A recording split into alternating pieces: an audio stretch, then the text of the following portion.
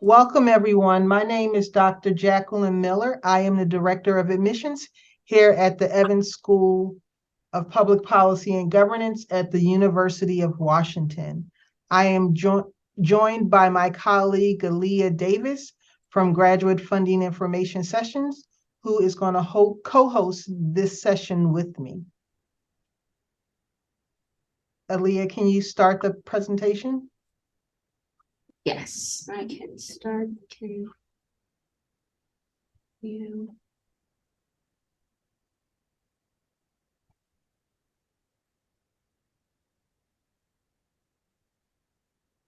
We always like to join and start our session with the land acknowledgement. So that's what we're going to start with first.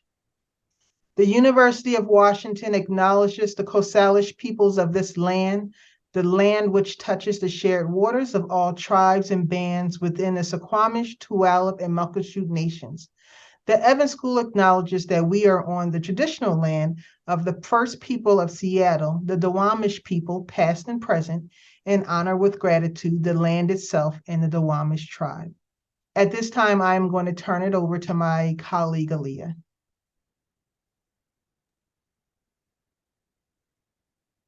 Hey. Hello, everyone. Thank you so much for joining us today. This is a quick agenda of what we will be reviewing in this funding webinar. So I just want to give everyone a chance to look at what it is that we're going to be going through. All of the information that I give today, I'm also going to send a handout in the chat. There's going to be quite a bit of information and some links shared, but you don't have to worry to try to keep track of those right now. There will be additional resources given to you after the presentation. So my name is Aaliyah Davis. I am the Graduate Funding Information Service Manager in the Research Commons at UW Libraries. We're located in the Suzzallo Allen Commons, which is on the bottom floor of the library. I'm currently a graduate student as well in the Information School. I'm studying Library and Information Sciences. So some of the services that GFIS, as we call it, does, we do one-on-one advising, we do funding presentations for departments, such as this one that I'm doing right now. We also have a research guide that's a part of the large database of research guides, of LibGuides that UW Libraries has for a lot of different subjects. And then we also have a funding blog on UW sites. And that blog keeps students up to date with different fellowship, grant, award, and assistantship opportunities. And all of this, as it says in the title, is focused on graduate students.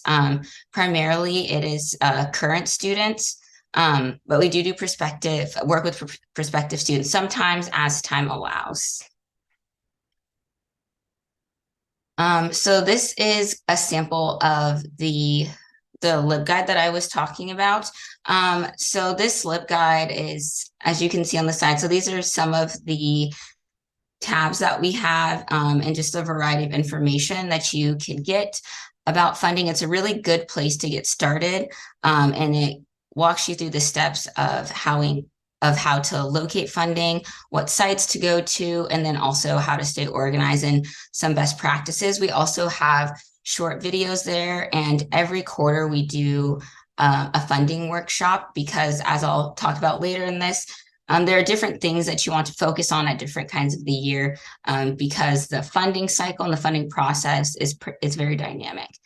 So I encourage everyone to use this site to just start your search here. It's a great place to get you started.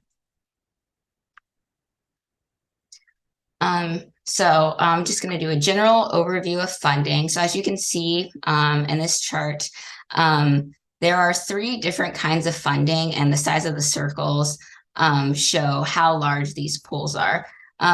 So as a graduate student at the Evans School, you have the opportunity to get funding from your department. And then there is UW funding that's usually given by the graduate school. And then there are some other leadership and identity-based scholarships as well, and different need and merit-based funding that you can get from the University of Washington. And then there is the giant world of outside funding and scholarships. So some of the different kinds of funding that you can get, oops, I'm sorry. Some of the different kinds of funding you can get are assistantships, which I will talk about in the next slide, and then fellowships, scholarships, and grants. Those are kind of three different words to describe very similar kinds of funding. The only thing that will differ between these is maybe the work that is associated with it. Sometimes the funds are either restricted or unrestricted, which means you can really use it for anything that you need, whether that be tuition or your living expenses or research. So it's more just about like the different things that you can spend the money on, but there are some funding that you will find that fellowships and scholarships is just the word that the foundation or the funder prefers to use. And then other terms, other ways to get funding is, of course, through internships where you can get credit and also experience to make connections in your field. And then kinds of funding for travel, which would mostly be for conference travel or other things that are related to your study. So if you had research that you wanted to present somewhere, you could get travel funding. University of Washington within your department and also within the graduate school as a whole actually has great resources for students who want to get travel funding. And then the other kind would be thesis or dissertation. And this also is wrapped up within the fellowships, scholarships, and grants category of funding. Like with some of, as I said, some of the monies have certain restrictions on them. So if you're looking primarily to do research, like such as for your dissertation, it would come from one of those pools of money. So assistantships, which I talked about. Assistantships describe the positions that are graduate appointments, and they cover a wide range of jobs. So there's three different types of assistantships at the University of Washington. A teaching assistant, which is a TA, a graduate staff assistant, an SA or GA, and then a research assistant. And so it's kind of self-explanatory, but teaching assistant, you would be hands-on working with an instructor with the class. With the graduate staff assistantship, you have a job within an office or a different center. UW has quite a bit of these employment opportunities, or a research assistant where you're working directly with a faculty member on research. We always recommend assistantships first because they have the fastest turnaround of any of the other funding opportunities, and they not only include a tuition waiver, so all of your tuition fees, including some additional fees as well, would be covered. There are some things out of pocket that you have to cover as a student, but the amount is a lot less than what tuition is. And then you also have a stipend, you get monthly payment for these, and then there are also health benefits associated. And in order to find these jobs, there are a couple of places that you can look to find assistantships. Evans Jobs is specific for the Evans School students. So that's a great place to look because you're going to increase your chances if you're looking somewhere that has a smaller pool of applicants and it's specifically for people in your department. So also thinking about professionally having jobs or assistantships that are related to the field that you want to go in is really great for you because of the funding it offers, and then also for your potential career. And then on the GFIS blog that I manage, we post different opportunities for all the different kinds of funding. And then for assistantship, UW Hires and UW Handshake has both of these. UW Hires is anyone can access that.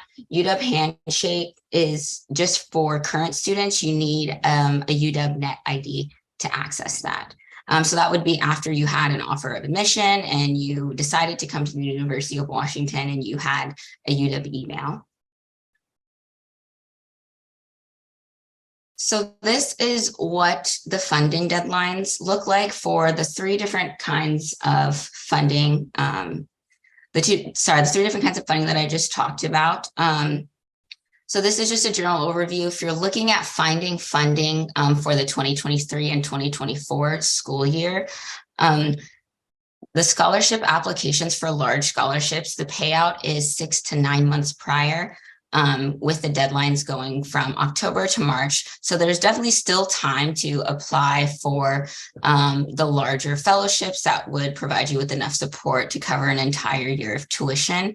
And then once you are admitted and you're attending University of Washington, for the assistantships, it depends, but mostly the announcements for those will go out about 2 to 3 months prior. The exception to that being the assistantships that start in autumn, because there is the break between spring and summer. Summer is not a required quarter, and there's lower course load. So while faculty are deciding what they're going to teach and finding students to assist them in those classes, those applications will be available about midway through spring quarter, and those will also pop up throughout the quarter. So even if you are not able to apply for those or start looking for them until July, there are still quite a bit of opportunities available in July and August. And with assistantships, it's always great to reach out to your department and to see what's being offered. Reach out to the academic advisor, because they are usually the people that are sending the opportunities to students.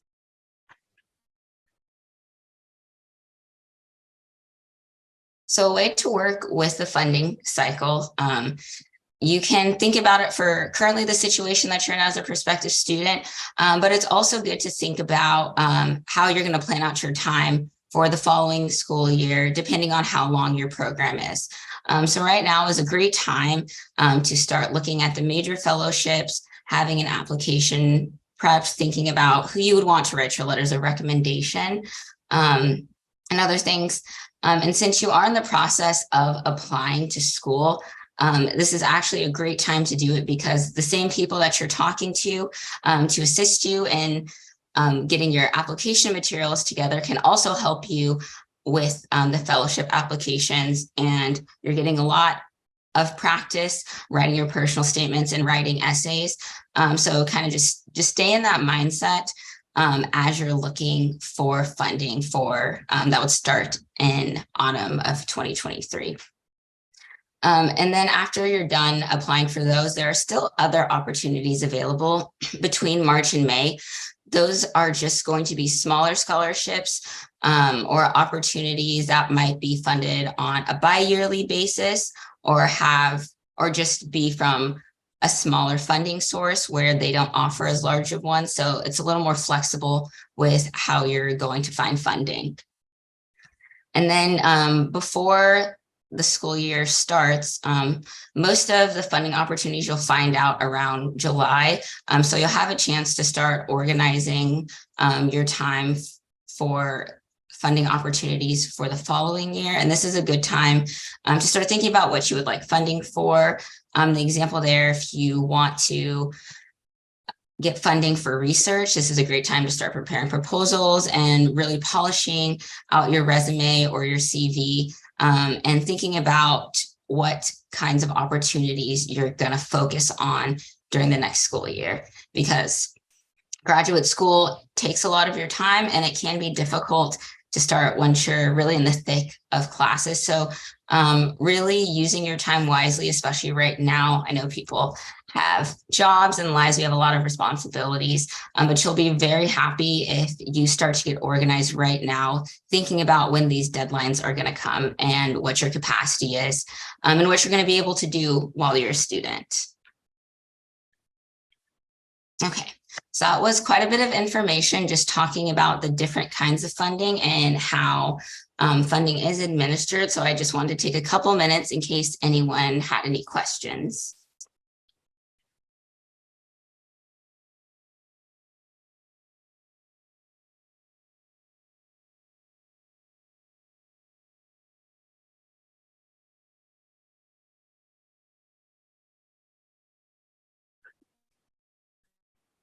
Well, if no one has any questions, and we will also have time for questions at the end as well. So you can just keep track of them as we go along.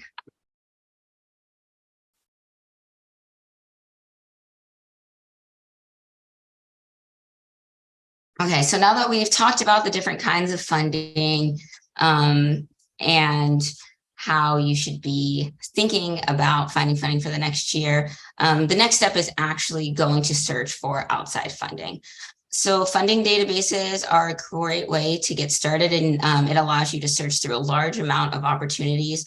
On the LibGuide that I mentioned before, there are quite a bit of databases there that will get you started. And like I said, some of the databases do require a login, but not all of them. So you will still be able to access these, such as the one that I'm going to show today later on in the presentation.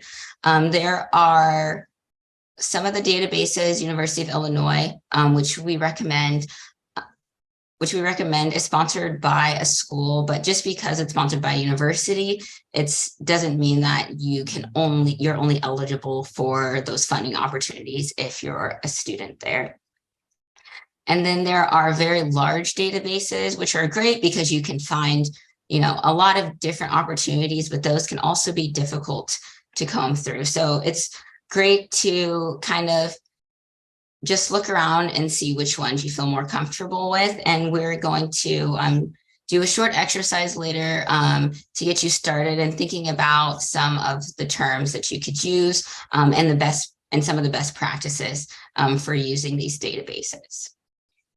And a thing to think about that I like to tell students, so a lot of the scholarships or the funding sources, unfortunately, they have specific eligibility requirements, and a lot of these eligibility requirements do revolve around a student's citizenship status.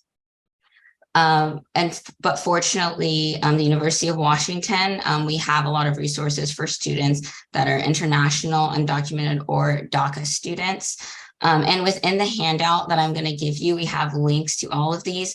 On the GFIS LibGuide, we have a specific section for international students, and there's a specific database for like international student fellowships where you're not going to have to worry about the eligibility requirements for that, because all of the scholarships that are there that don't have the citizenship eligibility that would disqualify you from some of the other ones.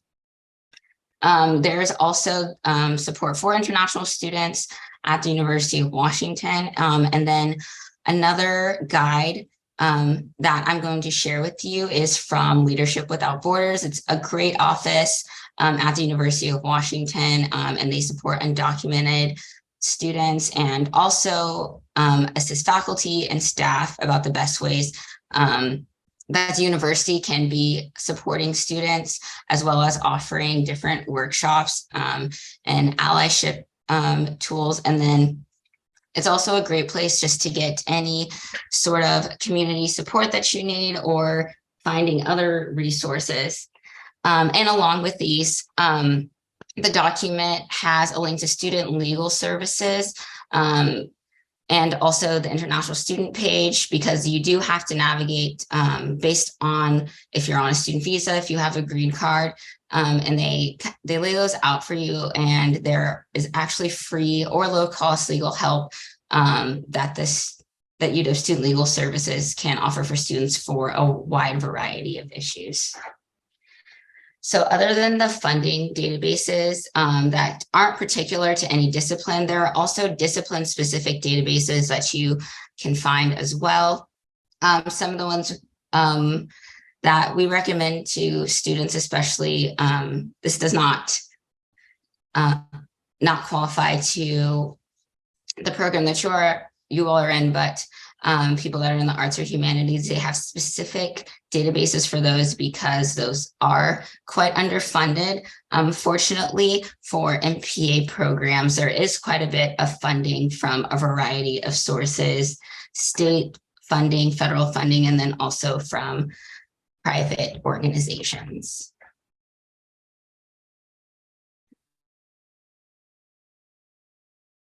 So when you're going to use these databases, it's really important to try out a different kind of keyword, different kinds of keywords to find the kind of scholarships that you're looking for. That's because scholarships and awards, they usually focus on 3 areas, and those would be what you're studying, and that's including like the level of degree that you're getting, what you want to do with your degree or what you're currently doing with it, and then who you are. So these are going to be identity-based scholarships, scholarships for specific disciplines, or scholarships for people that are planning to go into specific fields.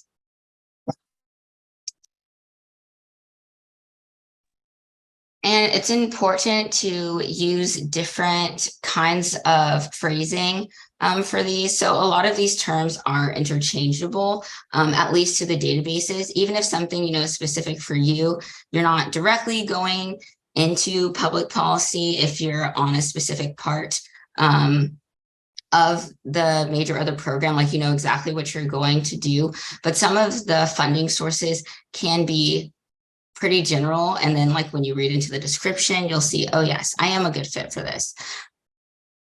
And that just mostly has to do with the language that they decide to use when they create the description for this. And some of the funding opportunities have been around for a while, and they kind of just recycle the same descriptions for it.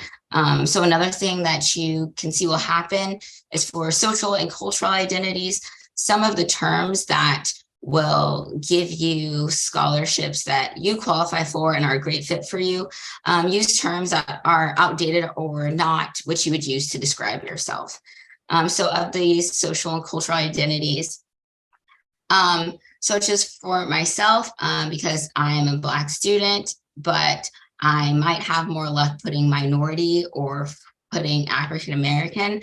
So just knowing that just because the specific scholarship or the funding opportunity doesn't use a word that you would identify yourself with, that doesn't mean that they're not serving a student that is like you. Another example is using LGBTQ will not return that many results, but then sometimes when you do something like search gay, you would get a lot, and it's for the same group of people. So just keeping those things in mind, and also trying out different keywords when you are looking through these databases. And I always think that it's important for me. It's been really helpful to keep track of kind of which combination of like degree or funding type or discipline works well. You don't really want to be too specific. So kind of keeping it broad, but also keeping it specific enough to what it is that you're studying, so you're not getting back results that are completely irrelevant to you. So I'm just going to take a little bit of time to show you one of the funding databases that we use and kind of the difference between using different terms. So I'm going to stop sharing my screen, and then I'm going to share it again once I have the correct screen up.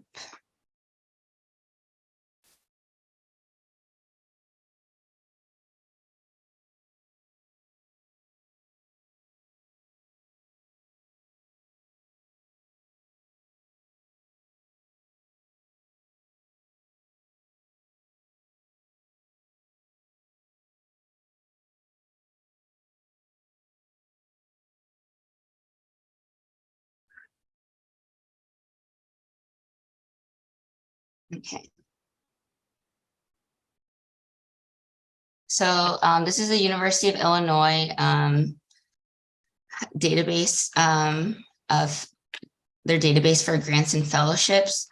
So just going down this, thinking about someone who is looking for funding for an MPA program.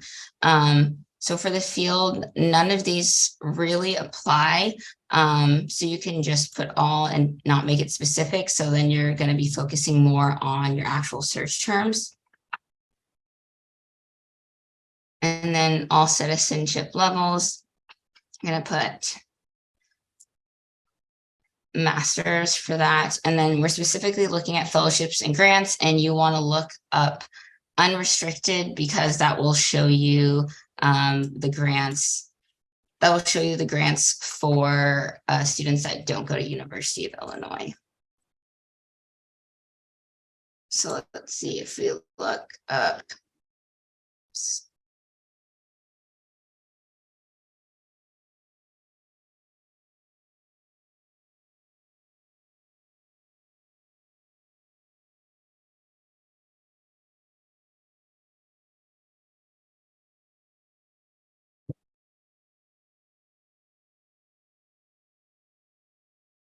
So this is already returning some fellowships, but these don't really appear to fit that well. And then they're more about foreign affairs and foreign service. Some of them, depending on specifically what you're studying, could relate to you, but that term doesn't seem to work that well. So even if that is like, that's the name of the program. So if we I'll just do a general public policy graduate. And this does return a lot more results. But then if looking down just very generally, some of these do appear to be related depending on your area of study. And they're generally just about public health, public policy, and then just public service. And so if we were going to try to find something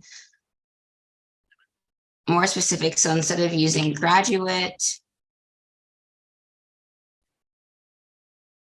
public policy, and then specifically looking for underrepresented students.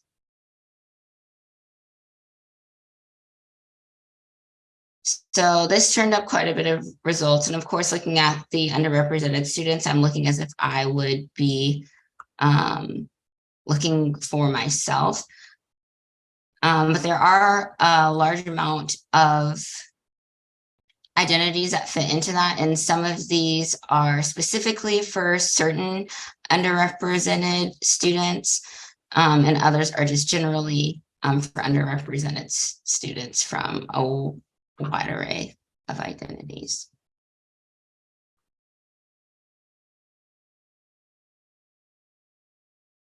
And some of these still do apply, but I'm still having some trouble finding ones that are directly related. So I'm going to unclick underrepresented students. So I'm not limiting myself, and see if I get some more options.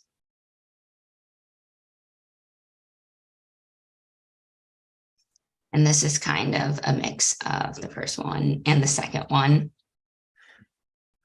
But I still see some scholarships that I could apply for. Also, a lot of these have upcoming deadlines. And these are smaller ones, but there are some that could also pay for at least half or more than half of a quarter of tuition or a full quarter of tuition, depending on what your program is. So if I unclick master's,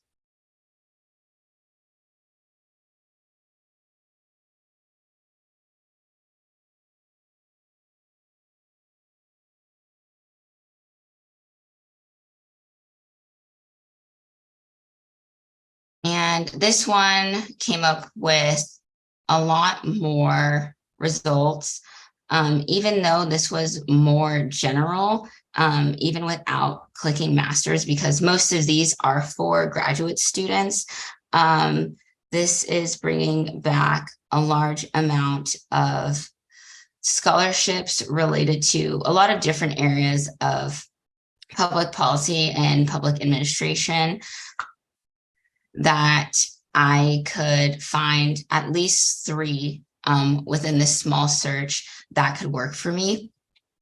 And this is also a small page, this database. While they do have a lot within here, there isn't going to be as much as other databases that we have, like Grand Select, which just has hundreds of thousands, and you might just get overwhelmed with how many things, how many different results that they send back to you.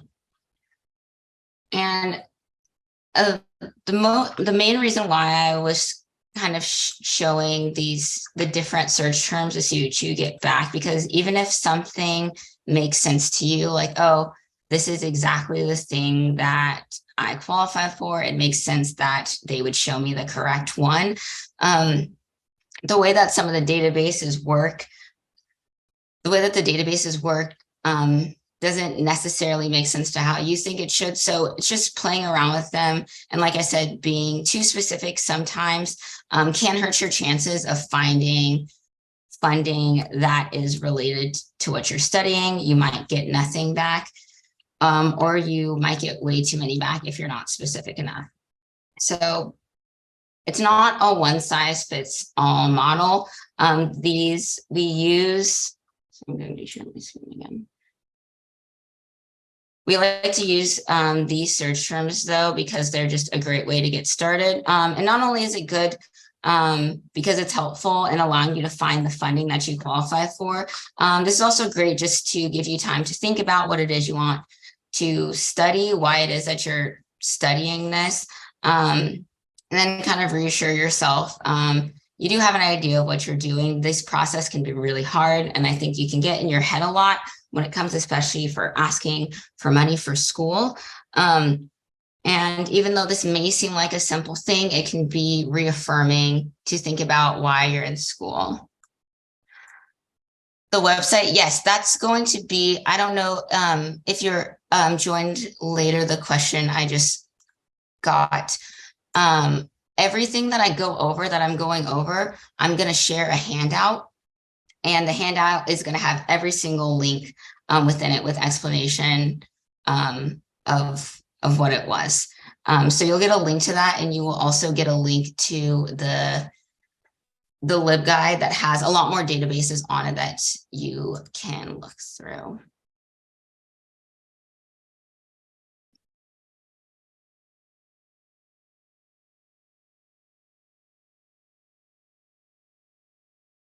And these are examples of some awards that are upcoming. Their deadlines have not passed yet. Unfortunately, the Global Citizen Scholarship, the deadline is approaching for that.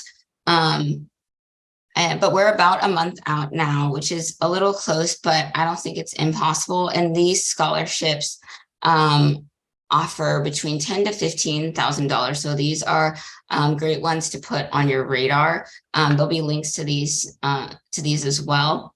But I just wanted to provide examples of specific awards that a lot of you, because of what you're studying, would probably qualify for. Maybe not everyone, but just to show you that there are large scholarships available right now.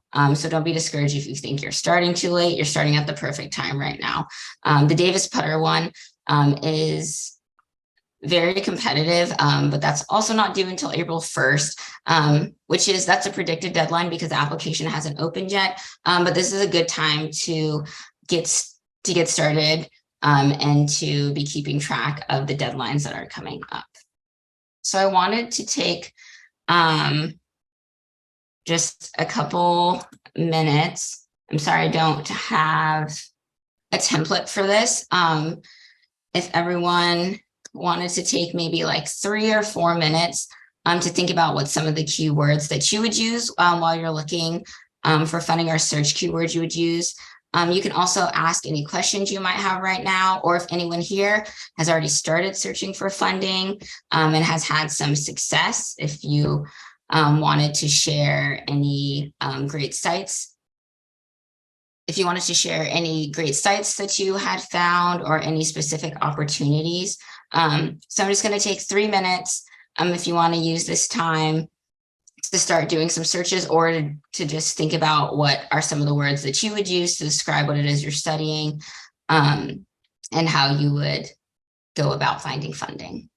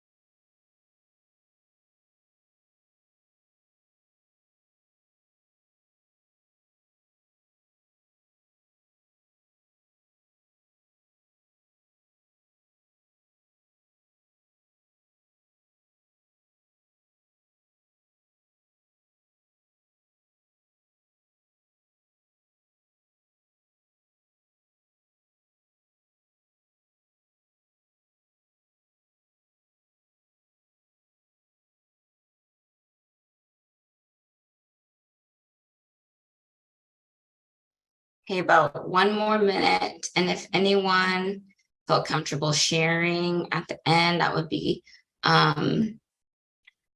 great. But if not, these, like I said, are just really good to have in your toolkit. So you're not spending time when you're in the process, because it can be quite onerous, and you've already thought through this, and you can just go head start into the process.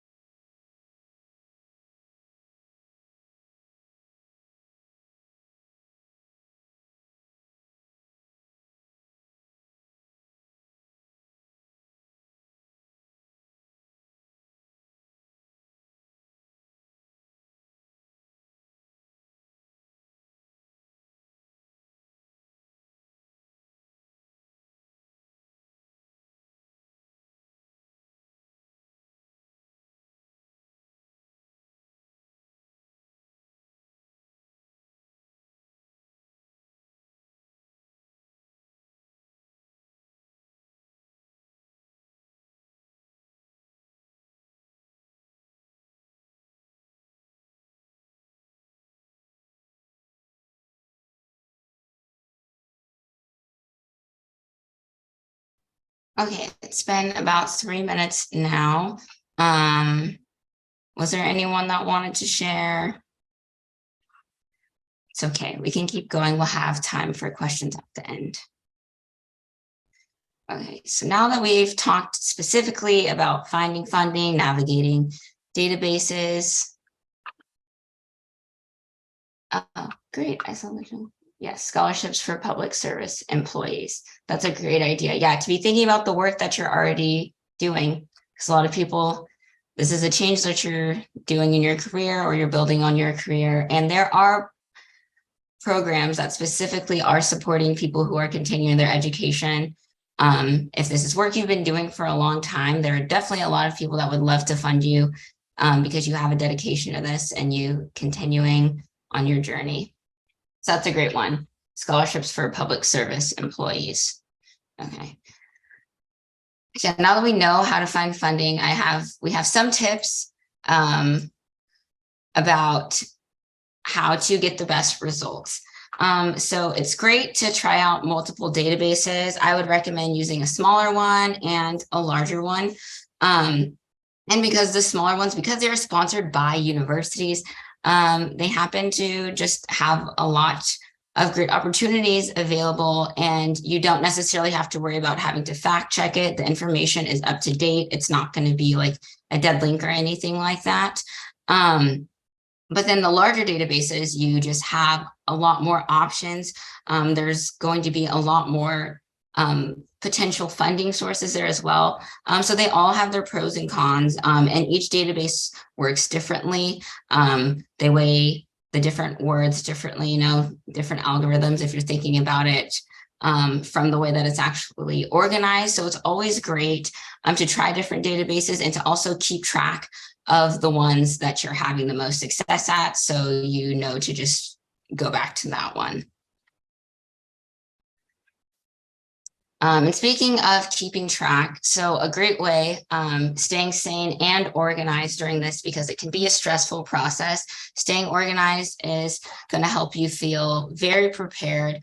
We have a sample Excel spreadsheet, just a template that I'm going to send with the handout. If you don't have one of these, or you don't know where to get started, we have that taken care of for you. But it's just a great way to track your search terms, the databases, link to the awards and what the due dates are. You can add whatever you want, whatever is best for you to keep yourself organized and provide the information that you need.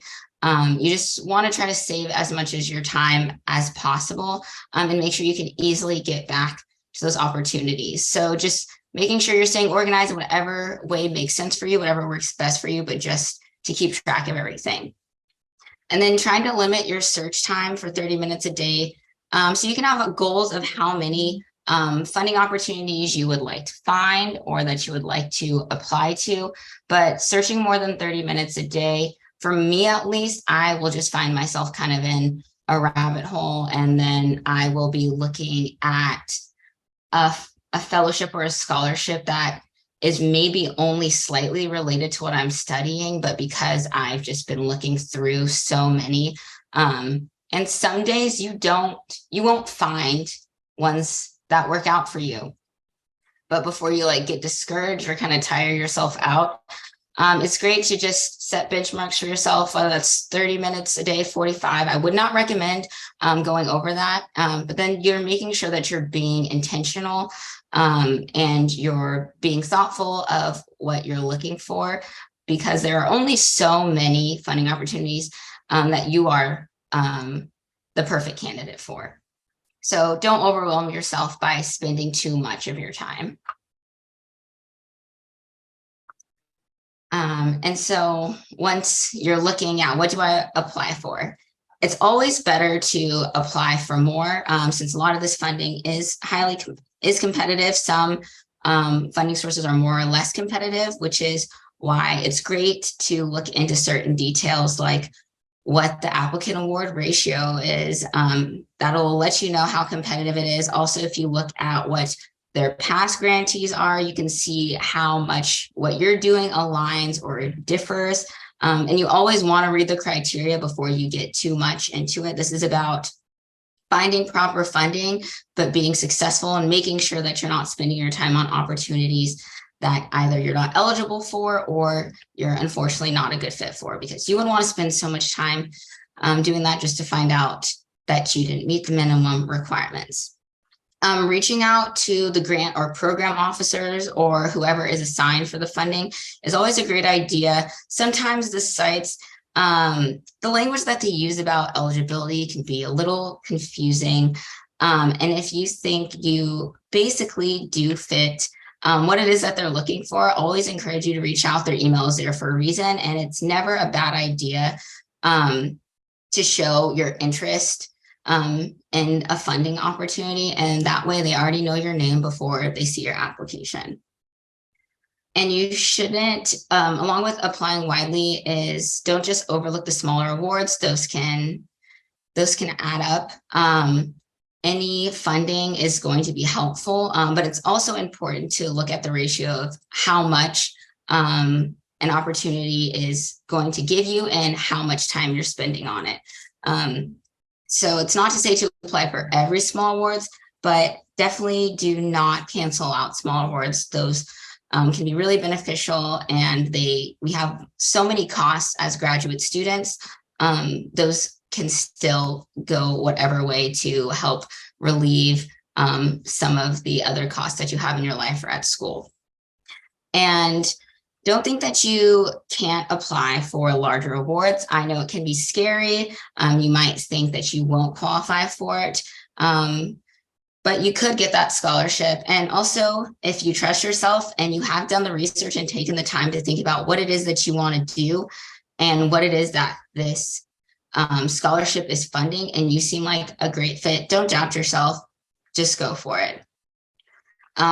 It's always a bad idea to stop yourself from doing something because you're maybe undermining your capability. You're doing a very difficult thing already, which is applying to grad school and getting into grad school, which you will have gotten into grad school once you're accepting these awards. So don't deny yourself, and don't think that you can't get large awards just because they're competitive. And so I did not talk as much about departmental awards, but specifically for the Evans School, I'd say y'all are in a pretty good position. It's maybe a little better than the other departments at the University of Washington. The Evans School is kind of unique, that you don't have to have an additional application to be considered for an award, because they're merit-based awards, and those are things that you designate to the school that you would like to be considered for, or it's just considered to you when you apply for the school. If you have more questions about that, you can definitely ask the other people that you're in contact with at the Evans School, the Office of Admissions, the academic advisors. And Dr. Miller, who's on this call, I'm sure could answer questions for you if you have about any of these merit-based awards. And a great thing is that 30% of students, so it's quite a bit of a cohort, are offered an award. So you can rest assured that you still have that opportunity without you having to do extra work, which all of these, the outside funding, you have to, and you will know that once you get an offer of admission. So now we have time for any questions that you have. Thank you so much, everyone, for attending this webinar. This is just some information about me. Again, it's my email. I do offer one-on-one consultations. They're about 30 to 45 minutes long. They're by appointment. And unfortunately, right now, it's just for admitted students. But if you're still looking for support, once you find out your admissions decision, this is a great resource for you. And you can always use the University of Washington LibGuides for more information. And you can stay up to date with opportunities. If you want to save this, if you want to bookmark the GFIS site, I post at least weekly, usually 2 to 3 times a week, with different funding and assistantship opportunities.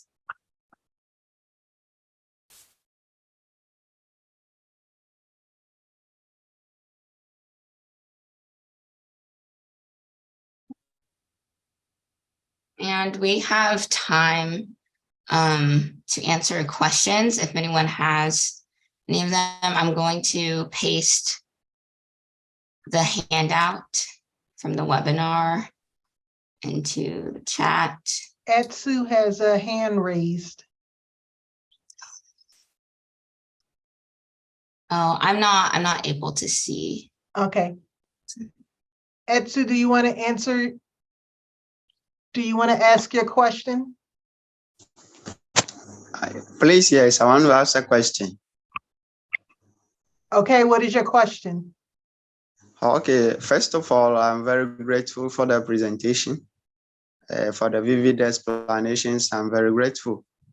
I am coming from Ghana, and I would like to know if there is any application fee waiver for the application to the graduate school. Thank you. So the University of Washington's graduate school does offer an application fee waiver. I am going to drop that link in the chat box. You'll have to see if you are eligible for the application fee waiver. So it says who qualifies, what are the financial needs, and how to apply. Okay, thank you very much. You're welcome. Mm-hmm. Additional questions? No, please.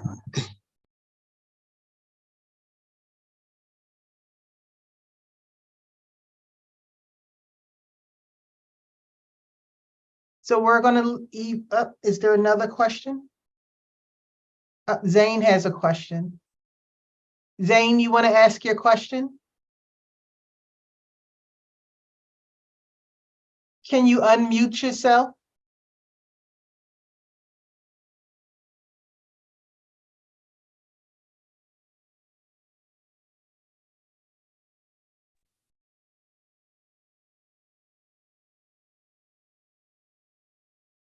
Zane, can you unmute yourself or ask your question in the chat box?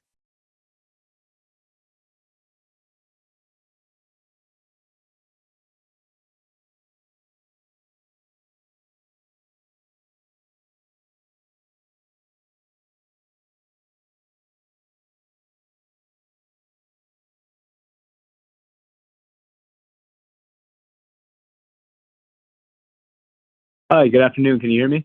Yes. All right. Sorry about that. I was, I think, triple muted potentially. I called in and was having some issues. Thank you for the presentation. I thought it was very informative. I apologize. I was a little bit late because I was wrapping up some things at work. And so if you already covered this earlier in the presentation, I apologize. But my question is, I'm a returned Peace Corps volunteer. I know there is a Coverdell Fellowship offered through the Evans School, and I was wondering if you could shed some light on the amount of fellows that you often have at any one time, and if there's any cap on the amount of fellows that you have during the year or invite during the year. Thank you. So the Evans School typically has 3 for the scholarship. The amount of the scholarship will vary. It is definitely greater than $5,000, but I usually don't put a dollar amount because I don't want to guarantee what that looks like. So each person is different. They're considered just not for the Coverdale, but also the Evans Fellowship. And so you may receive an admission offer that says, congratulations, you've been admitted to the Evans School, or you may receive an admission decision letter that says, congratulations, you've been admitted to the Evans School, and we're also awarding you a fellowship. And then it will outline what that fellowship is. So it could include Coverdale, it could include the Evans School, it could include the Dean's Fellow, it could include a RA position, but it will vary. And so I definitely don't give a dollar amount when it comes to how much a fellowship or a scholarship would be. Fantastic. Thank you. You're welcome.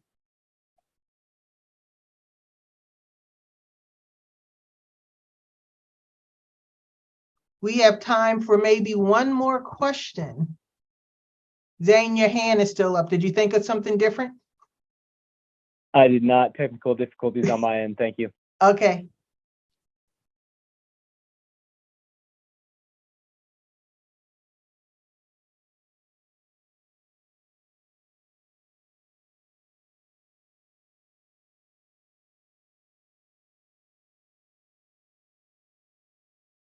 Okay, so if all minds are clear and there are no more questions to ask of Aaliyah, I want to thank you, Aaliyah, for joining us for this webinar.